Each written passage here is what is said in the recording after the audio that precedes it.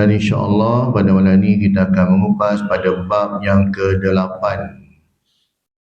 iaitu pada menyatakan kasih akan Allah Ta'ala. Pada menyatakan kasih akan Allah Ta'ala. Seperti mana kata pengarang, ketahui olehmu bahawasanya kasih akan Allah itu kelakuan yang dipuji. Artinya dalam sifat-sifat mahmudah lah, termasuk sifat-sifat mahmudah. Sifat-sifat yang dipuji pada syarak, lagi pangkat yang tinggi yang menyampaikan kepada ma'rifatullah Ta'ala, seperti mana firman Allah Subhanahu wa Ta'ala, a'udzubillahi minasyaitonirrajim, yuhibbuhum wa yuhibbunahu. Surah Al-Ma'idah ayat yang ke-45. Artinya kasih Allah Ta'ala akan mereka itu dan kasih mereka itu akan dia. Yuhibbuhum, Allah Ta'ala kasih kepada mereka dan mereka kasih kepada Allah Subhanahu wa Ta'ala. Itu yang kata pangkat dia tinggi, ya. Dan sabda Rasulullah sallallahu alaihi wasallam, ahibbullah lima yarafidukum bihi min ni'amihi wa hibbuni lihubbillahi iyaya. Rawahu At-Tirmizi wal Hakim an Ibni Abbas radhiyallahu anhuma. Artinya, kasih oleh kamu akan Allah Ta'ala kerana barang yang memberi nikmat akan kamu dengan dia daripada segala nikmatnya. Jadi ya, Rasulullah beritahu pada kita bahawa hendaklah kita ni mengasihi Allah Ta'ala. Kerana apa? Sebab Allah Ta'ala bagi banyak nikmat pada kita. Nikmat yang kita tak sedar hari ni tak. Ya? Yang pertamanya nikmat yang terbesar, nikmat iman lah. Nikmat iman dan Islam ni, ya, kita dapat datang rumah Allah, dapat patuh perintah Allah. Dan juga nikmat-nikmat yang lain, nikmat kesihatan, nikmat udara, ya, nikmat air, nikmat apa yang Allah Ta'ala bagi yang mana kita pun tak kira pun. Kan, kita pun, pada kita nikmat udara ni pada kita tak ada apa-apa tak. Sebab kita pada kita ingat semua orang berhak udara kan, milik Allah Ta'ala, oksigen ni kan. Jadi apa masalahnya, semua orang dapat kan. Orang yang kufur pun dapat, ya. Tetapi nikmat ni bila kita akan hargai, bila Allah Ta'ala tarik nikmat itu. Allah Ta'ala tarik nikmat kesihatan kita, pada itulah kita ingat Allah Akbar. Kalau sihat dulu seronok yang dapat, buat ibadah dapat, buat macam ni. Jadi nikmat itu akan dihargai bila mana kita kehilangannya. Ya, begitu juga dengan nikmat udara. Esok bila dah masuk oksigen, letak dekat ni dah pakai wire semua, terasa nikmatnya itu. Nak macam orang lain juga, seronok boleh bernafas sana sini, berjalan sana sini. Itulah nikmat. Manusia ini dia menghargai nikmat itu bila nikmat itu telah tiada. Allah Ta'ala tarik pada dia baru dia terfikir. Dan kasih oleh kamu akan daku, kerana kasih Allah Ta'ala akan daku. Ya, yang ini kasih pada Nabi SAW. Sebab itu dalam surah Ali Imran, Allah Ta'ala berfirman apa? Qul in kuntum tuhibbunallah fattabi'uni yuhibbukumullah. Dia tidak ada cara lain kita nak buktikan kecintaan kita pada Allah Subhanahu wa Ta'ala, tak ada cara lain, ya, melainkan hanya dengan cara yang Nabi tunjuk sahaja. Ya. Dengan perantaraan ibadat-ibadat yang kita buat ini hanya melalui Nabi tunjuk sahaja. Bukanlah kita buat atas rasa, kita rasa aku buat macam ni Allah Ta'ala suka kot. Ya tak? Ya, Allah suka kot kalau aku buat macam ni. Tak. Sebab petunjuk tu dah ada. Rasul, utusan Allah Ta'ala tu dah ada. Jadi Rasulullah tunjuk semua dah siap semua dah. Cuma kita nak buat je. Cuma bila kita pada pandangan kita rasa Allah suka kot, itu adalah nafsu. Jadi nafsu ni dia tak masuk dalam bab ni. Ya, kita beribadah ni bukan kerana nafsu kita suka nak ibadah, tak. Satu perintah Allah dan bukti kecintaan kita pada Allah Ta'ala. Sebab tu, tak ada cara lain. Kalau betul kita ni cinta pada Allah Ta'ala, kena ikut Nabi SAW. Apa yang Nabi buat, apa yang Nabi tunjuk, apa yang Nabi suruh, itulah yang kita buat. Tak ada cara lain dah, itu je lah. Sebab, kenapa? Sebab Nabi dapat wahyu. Selain daripada Nabi, mana dapat wahyu? Kalau dia melalui perkataan mimpi saja pun, itu belum pasti. Sebab tidak ada pengesahan. Ya. Jadi Nabi je yang dapat wahyu, ini yang pasti. Sebab tu saya selalu sebut, apa saja amalan yang Rasulullah sebut, yang Rasulullah tunjuk, yang Rasulullah ajar kepada kita, walaupun nampak benda tu mudah, simple, pada kita rasa lekeh lah. Kan? Allah, ini pun subhanallah, alhamdulillah, la ilaha illallah, Allahu akbar. Aku nak special lagi yang lebih panjang-panjang lagi tak? Kan? Kalau yang panjang-panjang Rasulullah dah tunjuk pada kita, buatlah. Kan? Sebab kita beribadah ni bukan sebab kita rasa seronok nafsu kita tak. Kan? Kita buat ini sebab kita setiap kali kita beribadah, kita nak tambah kecintaan kita pada Allah Ta'ala. Biarpun tak banyak, tetapinya kita buat secara istiqamah, secara konsisten, makanya Allah kasih pada kita. Itu yang kita nak. Ya. Lepas tu saya cakap tadi, dalam ibadah ni tidak ada cara lain. Mesti Nabi tunjuk cara solat, cara zikir, cara ibadat, apa saja tak. Sebab dia perantaraan kita dengan pencipta kita. Dengan cara macam ni saja. Ya. Dan bahawa kasih akan Allah Ta'ala itu lebih kurang. Kerana firman Allah Subhanahu Wa Ta'ala, "Walladzina amanu asyaddu hubban lillah." Surah Al-Baqarah ayat yang ke-165. Artinya, dan bermula mereka yang beriman, mereka itu lebih bersangatan kasih akan Allah Ta'ala. Orang yang beriman, ya, dia pasti akan lebih mengasihi Allah SWT. Dia jaga betul-betul iman dia. Betul kita tengok para sahabat, ya, sebelum mereka ini masuk Islam, kalau kita tengok latar belakang sahabat, macam-macam background, bekas berompak, ada pembunuh, macam-macam dah, betul semua yang tak baik yang cerita lah. Zaman-zaman jahiliah mereka dulu tak. Ya, contohnya Abu Zar Al-Ghifari, dia bekas ketua berompak. Ya. Nah, Umar Al-Khattab sendiri pun dulu dikenali sebagai orang yang kejam lah, banyaknya seorang Islam. Tapi bila Allah Ta'ala bagi mereka ni hidayah, Allah Ta'ala campakkan keimanan itu dalam diri mereka. Mereka jaga sungguh-sungguh. Sebab mereka pernah merasai zaman jahiliah dan zaman iman itu sendiri. Kan? Waktu mereka jahiliah, mereka tidak dapat hidayah, maka hati mereka ni jadi gundah gulana, porak-peranda. Tapi bila dapat iman, akan datang kesakinah, ketenangan. Dia kata seronok. Betul mereka jaga sungguh-sungguh, ya, iman ni. Sebab nak jaga iman ini bukan satu benda yang kita boleh pasti kita akan mati dalam keadaan kita beriman. Itu tentu. Ya, kena jaga. Sebab tu kita kena minta kepada Allah Ta'ala. Selalu kita berdoa, Allah makhtim lana bihusnatil khatimah, wa la takhtim alaina ya Allah bisu'il khatimah. Ya Allah, Kau akhirilah hidupku ya Allah dengan pengakhiran yang baik. Jangan Engkau akhirkan hidup aku ni ya Allah dengan pengakhiran yang buruk. Ya, minta, kena minta.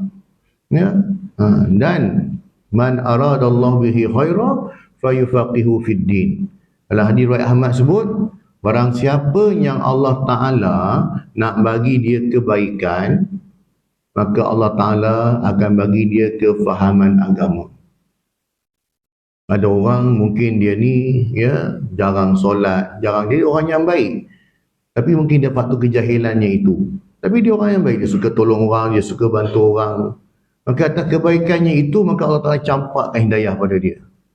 Tergerak hati dia untuk beragama lah, kan? Baik yang Islam ataupun bukan Islam. Ya, makanya Allah Ta'ala bagi dia kebaikan. Sebab Allah Ta'ala nakkan dia ni jadi orang baik. Walaupun dia ni duduk dalam suasana yang tak baik, ataupun dia kadang-kadang dia ni jahil, tapi sebab Allah Ta'ala nak bagi dia jadi orang baik, Allah Ta'ala bagi dia kefahaman agama. Jadi bila Allah Ta'ala buka pintu agama, buka pintu ilmu bagi dia, maka ni dia mendalami ilmu tu, dia makin kenal Allah Subhanahu Wa Ta'ala. Ini semua orang dapat. Tak kira lah dia Islam ataupun bukan Islam. Tak, kadang-kadang kita cek diri kita sendiri dulu. Zaman kita muda-muda mungkin terjarang datang ke masjid, jarang solat jemaah di masjid. Tapi Alhamdulillah hari ini kita dapat istiqamah dalam masjid. Sebab apa? Sebab Allah Ta'ala nak bagi kita kebaikan. Allah nak kita jadi orang baik. Maka Allah tempatkan kita dalam kalangan orang-orang yang baik. Dia asing siap-siap. Berbeza dengan umat-umat terdahulu.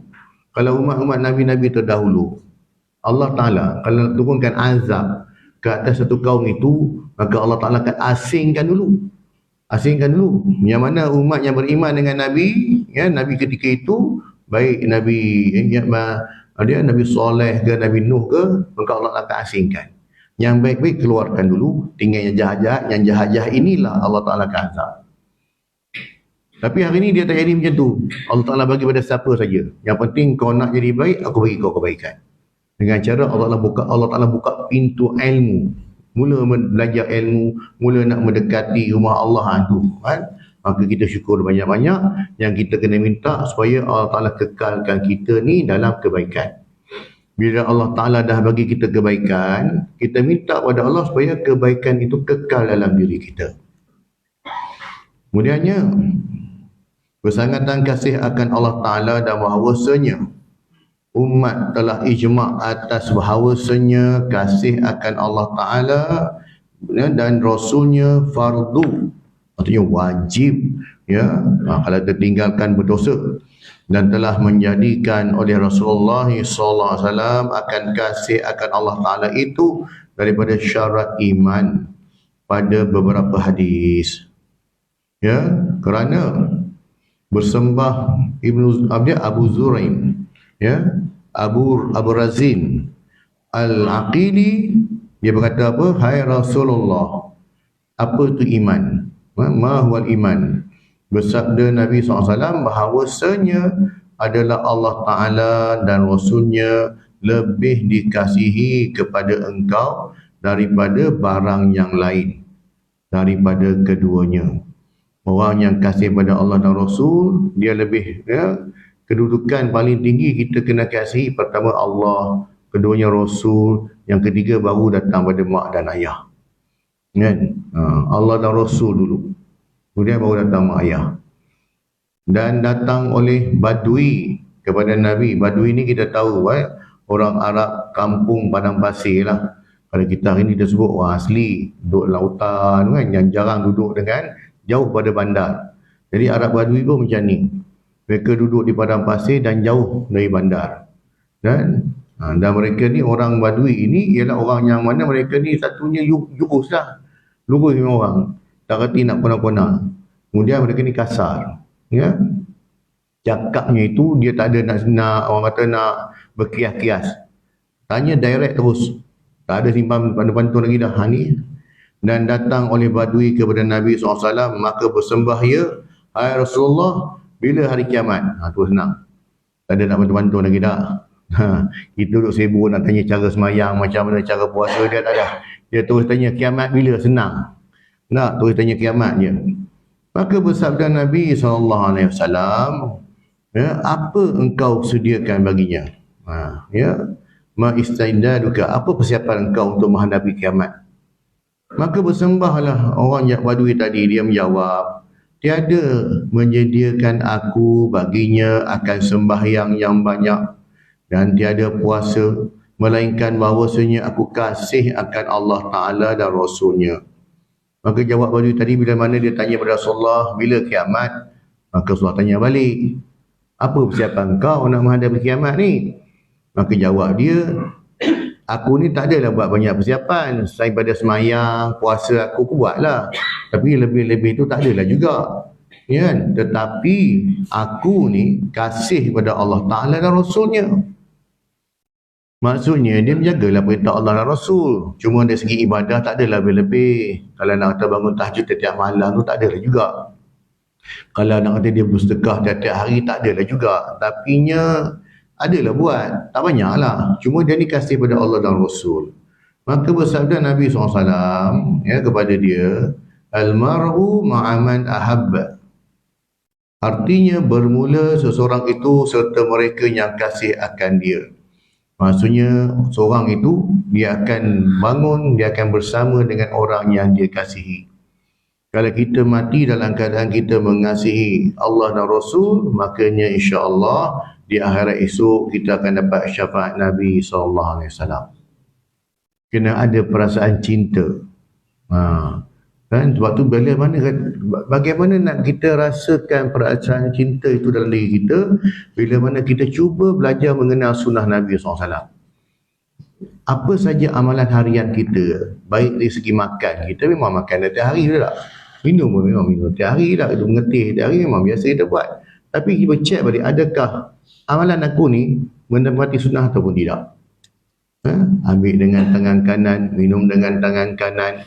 Kalau tangan kanan dia kotor, dia pegang dengan tangan kiri, dia lapik dengan tangan kanan, segi adabnya itu. Ya, ambil makanan yang dekat tu dari segi makan, dari segi berjalan, adakah ciri Nabi Rasulullah kalau Rasulullah berjalan, ya, Rasulullah berjalan pantas. Laju sikit. Bukan dia berlari dan bukan juga tak jogging, tapi jalan tu cepat. Ni orang Jepun tiru ni. Orang bukan Islam pula tiru cara jalan cara Nabi tak. Padahal kita orang Islam jalan meleweh macam jalan kat pasar malam, melenggang lagi. Hai nak masuk kerja pun lemah tengok kan, kena pula hari Isnin baru masuk office. Hai kan. Tapi kalau orang Jepun tengok kisah Nabi kan, dia memang jalan pantas. Rasulullah jalan laju kan. Dari segi perpakaiannya, adakah pakaian itu menutup aurat kan? Bukanlah sebut pakaian itu mesti berjubah, macam tak juga ya. Pakaian yang menepati syariat itulah sunnah. Tak kisah dia pakai baju Melayu apa pun, yang penting pakaian itu menutup aurat kan. Jadi bila pakaian itu menepatilah sunnah kan. Cara kita berjalan, cara bercakap ya, cara bercakap bagaimana. Jadi cuba kita tengok kan, adakah amalan harian kita ni menepati sunnah ataupun tidak.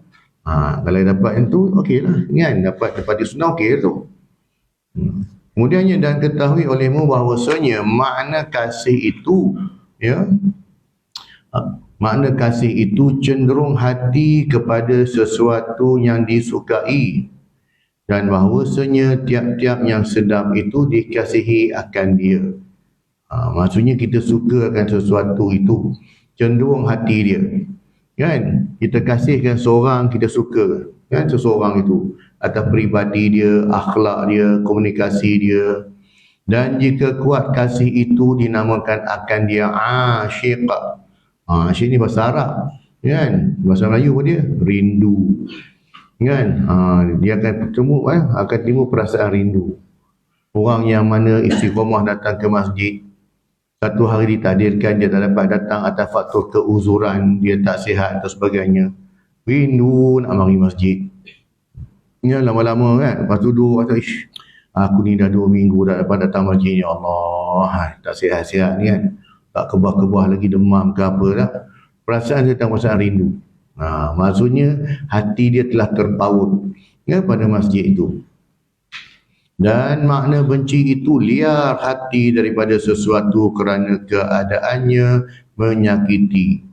Dan jika kuat oleh benci itu dinamakan akan dia marah dan murka. Ya, benci, karahah, makruh. Ya, pada kita ya, makruh itu satu benda yang Allah benci, betul tak? Tapi dalam hukum fiqh, kalau makruh tu dia tak jatuh berdosa lagi, cuma Allah Ta'ala benci. Pada kita tak apa. Kalau merokok ke, makan benda-benda yang berbau ke, maka Allah makruh je ni.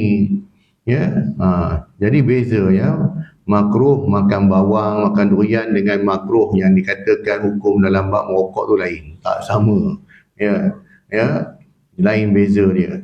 Ya, jadinya ya, dia sebut makruh itu kalau orang yang soleh, orang yang mana Allah Ta'ala bagi dia kebaikan, dia tinggalkan perkara ini. Kan? Pada orang alim, makruh itu dia anggap macam haram, tak buat langsung. Pada orang soleh, perkara sunat itu macam wajib bagi dia, bagi diri dia lah, bukan dia bagi tahu, dia suruh semua orang buat, tak, peribadi dia lah kan. Macam kita juga, kadang-kadang tak semua benda kita makan kan. Nangka saya dah makan angin, tapi orang lain makan je ya. Jadi pada diri dia lah. Jadinya Disebabkan kuat benci itu dinamakan akan dia marah dan murka. Jadi bila Allah Ta'ala marah dan murka ini, baru dia masuk dalam bab dosa. Sebab tu benda-benda yang Allah Ta'ala benci ni, ya, kita cuba tinggalkan, jangan kita buat langsung. Dan bahawasanya sebab bagi kasih itu dua perkara. Ya, bagaimana boleh timbul perasaan kasih? Pertamanya bila mana berbuat baik, yang keduanya keelokan. Maka kasih kita akan Allah Ta'ala kerana tiada yang berbuat kebajikan bagi kita pada hakikat melainkan Allah Ta'ala. Adapun yang lain daripadanya, maka berbuat kebajikan ia akan kita dengan petunjuk daripada Allah Ta'ala. Kan? Allah Ta'ala bagi kita nikmat udara, nikmat sihat, nikmat waktu, kelapangan waktu. Ya, hari ini kita banyak kesempitan waktu. Kan? Kesempitan waktu. Bila Allah Ta'ala tarik keberkatan waktu, kita hari ini kita cuma fikir keberkatan rezeki tak? Bila Allah Ta'ala tarik keberkatan rezeki, maka tak cukup rezeki kita. Beli tu ada tu tak dapat. Nak beli tu tak dapat, nak ni tak dapat. Tak cukup duit je. Tapi kita fikir tak? Adakah kan, dalam diri kita ni ada tak Allah Ta'ala tarik keberkatan waktu? Keberkatan waktu ni apa? Kita tak sempat nak buat ibadat. Tak sempat datang rumah Allah. Tak sempat nak baca Quran. Tak sempat nak bersedekah. Banyak benda bagi kita tak sempat buat. Tapi kita tengok orang lain sempat je. Boleh je datang. Makanya tu yang bezakan kita dengan dia. Kan? Kalau dia ni, orang ni dia ada keberkatan waktu, dia ada saja waktu nak buat solat sunat, ada je waktu untuk dia buat duha, nak buat tahajud, ada je. Kita ni pula yang tak ada waktu. Dia ni ada je waktu nak baca Quran, kan? Tahun ni dah 2 kali dah khatam, ada tak? Aku ni nak baca setengah muka pun susah. Jadi kita check balik kan? Takut-takut Allah Ta'ala tarik keberkatan waktu. Rupa-rupanya waktu yang kita ada pada kita, kita bazirkan dia dengan cara yang sia-sia. Sama ada layan Facebook, layan TikTok, ataupun buang masa sembang berbuat kosong tak? Makanya hilanglah keberkatan waktu. Yang tak sempat nak buat ibadat. Sedangkan semua orang Allah Ta'ala bagi 24 jam. Mana ada orang dapat lebih, mana ada kurang, sama je semua tak? Tapi kenapa orang tu dia boleh buat macam-macam, kita tak boleh buat macam-macam? Jadi kita tengoklah, takut-takut Allah Ta'ala tarik keberkatan waktu dari diri kita. Kemudiannya, dan kita kasih akan Allah Ta'ala kerana segala keelokan yang pada alam ini semuanya daripada bekas kudrat Allah Ta'ala. Dan adalah kudratnya itu setengah daripada segala makna keelokan dan kebesarannya. Dan bahawasanya alamat bagi kasih akan Allah Ta'ala itu amat banyak. Tadi disebutkan juga tentang yang pertama tadi berbuat baik. Ya? Dan juga yang kedua keelokan disebut sini. Begitu juga dengan dalam keluarga. Sebagai seorang bapa, seorang suami dalam sebuah keluarga, ketua keluarga.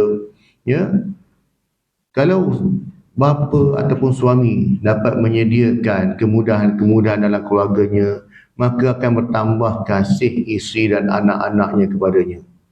Kan? Barang rumah lengkap, barang dapur cukup, selesa rumahnya itu, maka kasih anak-anak dia dan isterinya kepada dia. Kan? Tapi kalau barang rumah pun tak cukup, barang dapur tak cukup bukan sebab pendapatan dia rendah. Tapi duit yang dia dapat tu dia belanja tempat lain. Bukan pasal kadang-kadang isteri, suami, anak-anak faham. Isteri faham, ayah aku ni gaji bukan tinggi pun. Takat ini yang dapat sediakan. Alhamdulillah, syukur dapat dan juga makan lah. Kan? Tapinya, kan, tidak kasihnya isteri dan anak-anak kepada suami dan bapanya bukan sebab itu. Rupa-rupanya ayah dia dapat duit, belanja ke benda lain. Ke hobi dia, belanja ke benda-benda yang tak sepatutnya.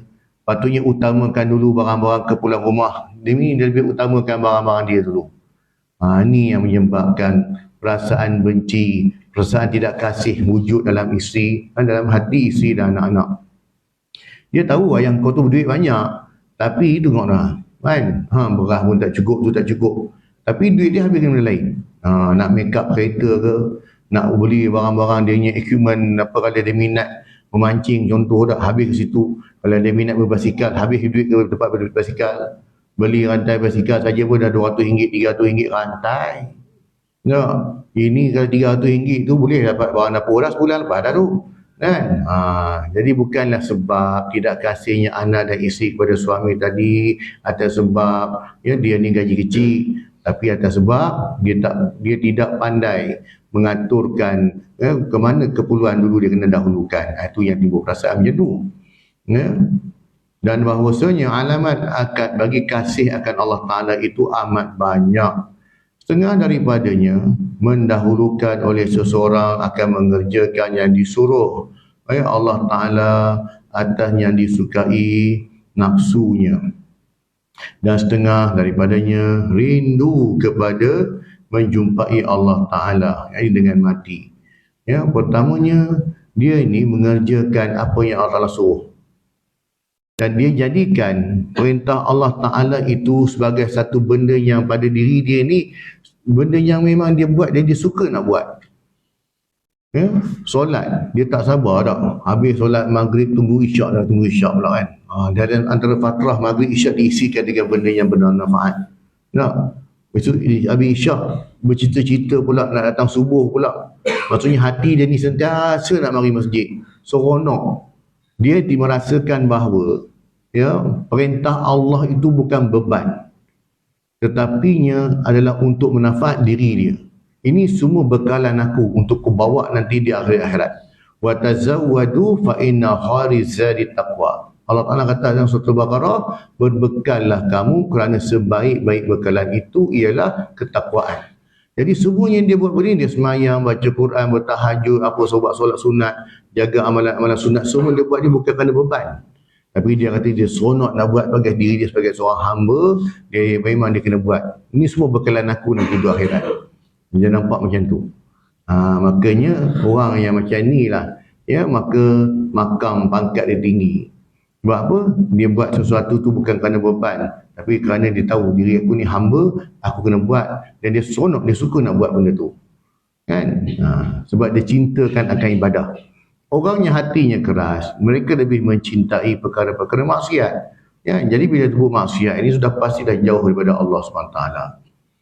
Kemudian, apa lagi? Dia rindu untuk menjumpai Allah Ta'ala.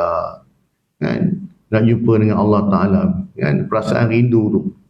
Dan tiada benci ia akan mati, melainkan kerana ingin ia bertambah ma'arifah. Maka pasti dia nak cita-cita mati ni sebab dia nak ni, tak bukan? Kan? Dia nak bila dia mati nanti, ya Allah biarlah aku mati dalam keadaan yang baik. Husnul khatimah tadi. Kan? Mati dalam keadaan yang mana Allah Ta'ala kasih pada dia. Kerana sedap musyahadah itu atas qadar ma'arifah. Ya, dan setengah daripadanya redha ia dengan qada Allah Subhanahu wa Ta'ala. Kan? Musyahadah, dia menyaksikan apa yang ciptaan-ciptaan Allah SWT, dia nampak kebesaran Allah SWT. Kemudian dia redha dengan ketetapan. Orang yang dalam diri dia ada redha ni, apa saja yang datang pada dia, sama ada benda kebaikan, ada keburukan, dia tahu semuanya ini datang pada Allah Ta'ala. Allah Ta'ala nak uji aku sama ada aku ni redha ataupun tidak. Ya, sebab perjalanan hidup kita ni semuanya dalam ilmu Allah. Kita tak tahu apa akan jadi esok pada kita, tapi Allah Ta'ala tahu. Jadi tugas kita ini hanya menjalani kehidupan kita, yalah, teruskanlah. Nah, tu yang kata life must go on, teruskan kehidupan. Tapi kehidupan kita ini kita kena pastikan bahawa sentiasa dalam redha Allah. Jangan buat benda yang Allah Ta'ala murka, kan? Itu je kita buat. Sebab apa? Sebab kita nak pengakhiran hidup kita, pengakhiran yang baik. Jadi bila kita nak pengakhiran yang baik, kita kena kekal dalam kebaikan. Nak dapat kekal dalam kebaikan, kita kena minta kepada Allah Ta'ala lah, supaya kekalkan kita dalam kebaikan. Dan setengah daripadanya benci ia akan dunia. Kerana dunia itu melalaikan akan dia daripada menyebut Allah Ta'ala yang dikasihinya. Bukanlah dia meninggalkan ataupun dia benci dunia ni sampai dia tinggalkan tanggungjawab dia sebagai seorang bapa, seorang suami, seorang pekerja. Ya, bukanlah itu. meninggalkan dunia ini ialah apa saja benda-benda yang tak penting bagi dia lah. Nah, benda-benda yang tidak ada keperluan, maka dia lebih utamakan benda-benda yang keperluan dulu. Antara urusan dunia dengan urusan akhirat, mana dia utamakan dulu? Nah, datang je urusan akhirat, dia akan utama akhirat dulu, dunia kemudian. Ni. Maksudnya bukanlah dia meninggalkan, benci dunia itu dia tak ambil langsung, tak. Wala tansa nasibaka minad dunya. Ya, janganlah kamu lupa nasib kamu, bahagian kamu di dunia. Sebab tu kadang-kadang orang salah faham tentang konsep ini, mereka tinggalkan dunia, maka dia kata apa? Tak payah kerja, tak payah apa semua lah, kita harap orang bagi je. Salah ni. Ya, tetap kena usaha juga dunia ni. Sebab dunia ni mazra'atul akhirah. Dia ni tanaman kita bagi akhirat. Jadi kalau kita tak ambil dunia, macam mana? Jangan kita fikir bahawasanya bila sebut dunia ni, kerja dunia, anak-anak ni semua dunia. Kan? Sedangkan dunia ni kita boleh bawa dia pergi akhirat. Kita bekerja kerana Allah, bawa pergi akhirat. Cari rezeki kerana Allah, bawa pergi akhirat. Kan? Apa saja yang kita buat ni kerana Allah, semua bawa pergi akhirat. Jadi jangan kita salah faham bahawa sebenarnya, tak nak lah, bawa keluarga jalan-jalan, tak nak ni semua dunia. Apa kena-mengena pula? Kerana Allah dapatlah pahala. Kerana dunia itu melalaikan pada dia tak. Jadi kita jangan salah faham. Ya, jangan kita salah faham bahawasanya memusuhi dunia ni maksudnya tak ambil langsung dunia tak. Ya, tak apa kalau kita seorang-seorang. Tapi kalau kita dah ada keluarga, ada anak bini, maka kita kena fikirlah, itu tanggungan kita. Itu tanggungjawab kita. Ya, kullukum ra'in wa kullukum mas'ulun ala ra'iyatihi. Setiap kamu ini adalah pemimpin dan setiap kamu ini akan dipersoalkan dengan apa yang kamu pimpin. Jadi kalau kita sebagai ketua keluarga, kita kena pimpin keluarga kita nak bawa pergi ke syurga. Ya. Dan ketahui olehmu bahawasanya orang yang mengenal Allah Ta'ala tiada kasih ia melainkan akan Allah Ta'ala. Maka jika kasih ia akan yang lainnya, maka dengan sebab kasihnya akan Allah Ta'ala. Orang yang kasih pada Allah Ta'ala, dia memang kasih pada Allah Ta'ala. Kalau dia kasih benda lain pun, dia kasih pada anak-anak dia kasih pada isteri dia pun kerana Allah Ta'ala. Ya, anak-anak dia menjadikan dia dekat pada Allah Ta'ala. Dia didik anak-anak dia dengan didikan agama. Dia didik isteri dengan didikan agama. Sebab dia kasih kepada anak dan isterinya, makanya dia bawa mereka dekat pada Allah. Betul lah tu. Ya, maksudnya bukanlah kata bila kasih pada Allah hilang dan hilang terus, tinggalkan dunia tak kasih dia, bukan. Maksudnya ialah dia menjadikan asbab, dia kasihkan akan kenderaannya itu, dia bawa kenderaan ke rumah Allah, ulang-alik rumah Allah. Dia menjadikan apa yang dikasihkan itu untuk dekat pada Allah. Itu tidak ada masalah. Yang jadi masalah bila mana dia kasihkan satu benda yang menyebabkan dia jauh daripada Allah Ta'ala. Dia kasihkan kenderaannya itu jauh, kenderaan itu tidak datang ke rumah Allah. Dia kasihkan juga anak dan isteri, tapi dia tak didik anak isteri dia dengan didikan agama. Itu tak kena lah. Ya? Seperti mana kata Quran tadi, walaupun dia kasih benda lain, tetapi kasihnya itu tetap membawa kepada Allah Ta'ala. Kan? Dia kasihkan pekerjaannya itu. Dia suka bekerja. Dengan pekerjaan itu, dia bawa dekat dengan Allah Ta'ala. Jadi semua dia bawa begitu kepada Allah. Jadi tak salah. Kerana terkadang kasih oleh orang yang kasih akan anak bagi kekasihnya dan keluarga kekasihnya dan hamba bagi kekasihnya dan segala yang terbangsa kepada kekasihnya dan tiap-tiap makhluk itu semuanya hamba Allah Ta'ala. Kerana dia tahu ini semua makhluk ciptaan Allah Subhanahu Wa Ta'ala, maka dia tak ada masalah pun. Aku pun makhluk, dia pun makhluk. Tapi caranya bagaimana aku dekat pada Allah, aku nak bawa dia dekat pada Allah. Kita bersahabat, tak? Kita berkawan apa semua. Bagaimana kita bawa kawan-kawan kita dekat pada Allah SWT.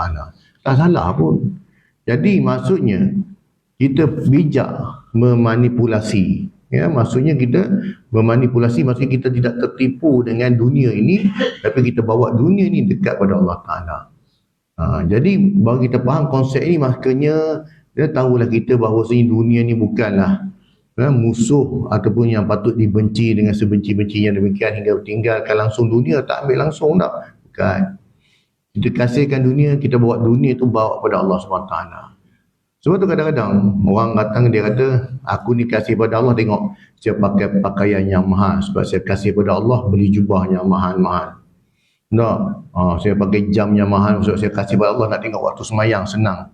Ataupun saya beli kopiah yang mahal-mahal ni supaya nak tunjuk bukti saya kasih pada Allah Ta'ala. Dia bukan kira mahal atau tak mahal. Ya, benda barang yang kita beli, itu hak kita tu, itu semua akan lupus, tak ada nilai lah. Tak kira lah berapa banyak yang kita beli pun. Sebab tu Rasulullah pun anjurkan. Kalau contoh hari raya, Rasulullah tak sebut pun pakai pakaian yang mahal. Rasulullah sebut pakaian yang kamu sukai.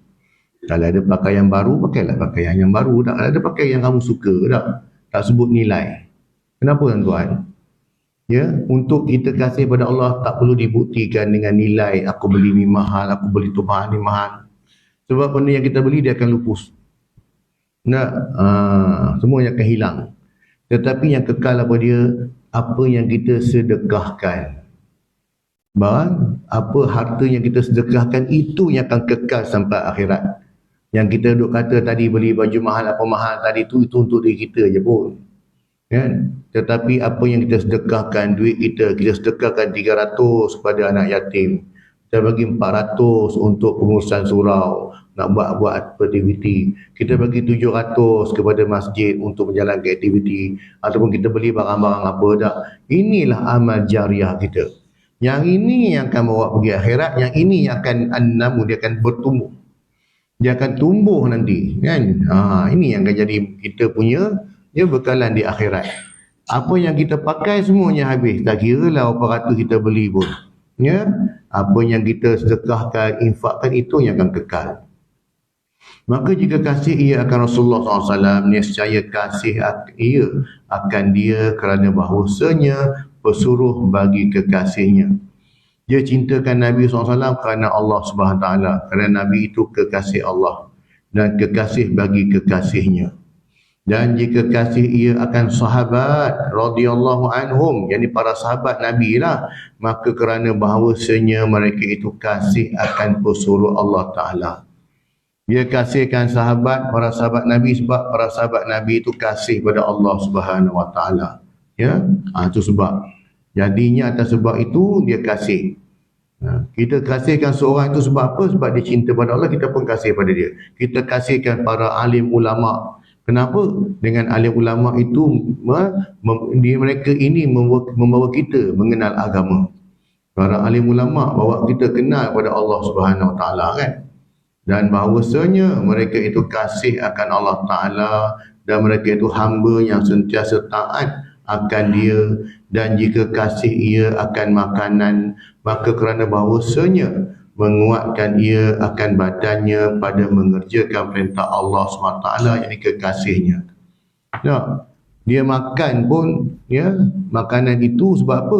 Makanan ini memberi kekuatan, memberi zat pada tubuh badan saya, maka dia beri kekuatan pada saya, jadi saya nak beribadah pun senang. Ya, bukanlah meninggalkan makan dan minum kerana apa? Menunjukkan ketaatan daripada Allah. Ya, dia berpuasa ni sampai dia buka pun kan, tak hanya barang-barang orang kata apa, benda air saja pun dia puasa lagi, sambung lagi. Tak boleh macam tu, kan? Makanya tetap ada, kita berpuasa, kita berbuka, dan carilah makanan-makanan yang berzat. Buah tamar misal kata, tak, kalau Rasulullah pun buka dengan buah tamar, kan? Cari benda-benda yang berzat. Sebab dengan makanan-makanan yang berzat ini, dia akan memberi kekuatan. Dengan kekuatan yang kita ada, tenaga yang kita ada, maka kita akan dekat pada Allah Ta'ala. Dan jika kasih ia akan bunga dan tanam-tanaman dan sungai dan cahaya dan segala rupa yang elok, maka kerana semuanya perbuatan Allah Ta'ala. Ya, ni kan, hobi dia suka ucuk tanam, hobi dia suka menjaga dan sebagainya. Ya, dia buat benda ni semua ni kerana Allah SWT. Dapat hasil tanaman, ya, kongsi sama-sama, bagi manfaat pada orang lain juga, kan? Dengan tanam-tanaman itu tadi mengingatkan dia pada Allah Ta'ala. Jadi sebetulnya apa saja urusan dunia, semua dia channel balik pada Allah Ta'ala. Maka tidaklah bersalahan.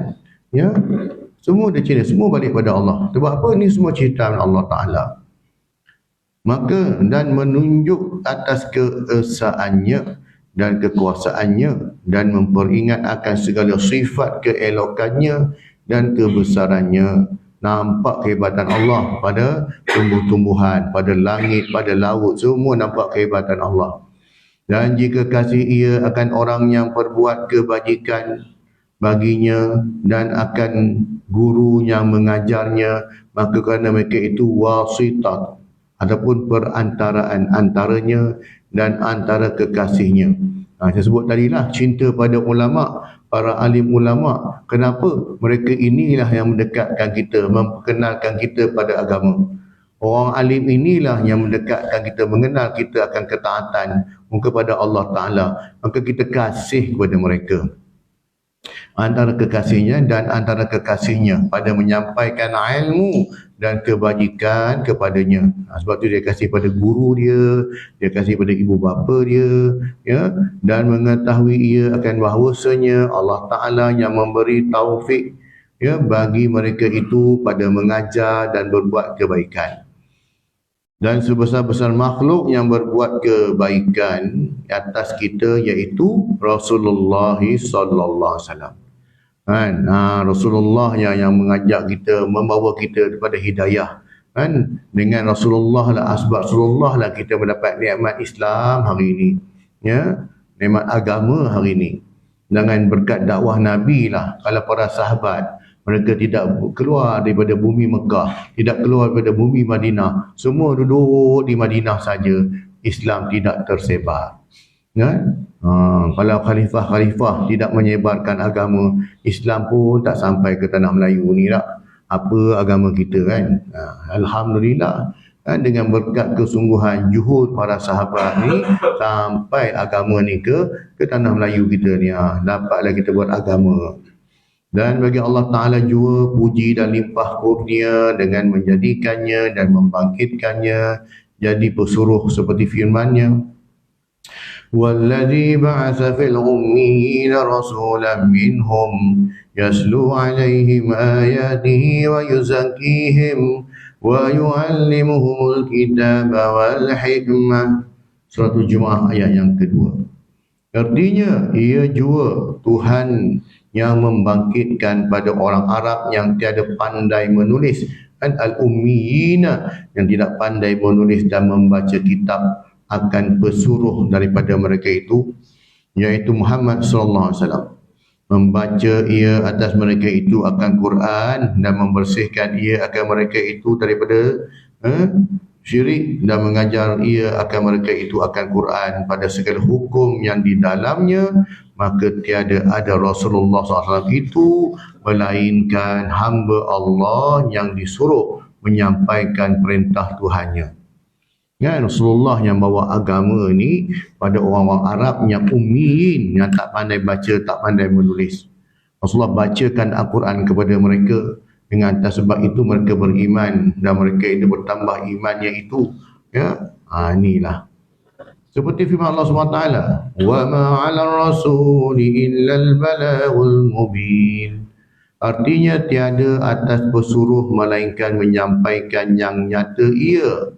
Ya, Nabi SAW itu menyampaikan kebenaran.